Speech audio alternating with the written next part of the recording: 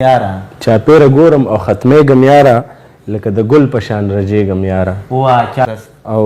ته به مې څومره وخت برداشت کې مثال ته به مې څومره وخت برداشت کې مثال ته به مې څومره وخت برداشت کې مثال زه خو له ځانه هم تنګېږم یاره زبردست او موبایل پرېږده لږ ساعت له راغلم موبایل پرېږده لږ ساعت له راغلم بس دغه لږ شان وزګارېږم یاره زبردست د خدای د وران کوره طواف کومه له خپله ځانه راتاوېږم یاره او ستا خندا کلي ورانوي خو اوس لږ ستا خندا کلي ورانوي خو اوس لږ ستا خندا کلي ورانوي خو اوس لږ ته چپ شه زه په ژړا کېږم یاره زبردست او ته دې په شونډو ژبه مه تېروه ته دې په شونډو ژبه مه تېروه ته دې په شونډو ژبه مه تېروه ته ګوره نه چې زه کړېږم یاره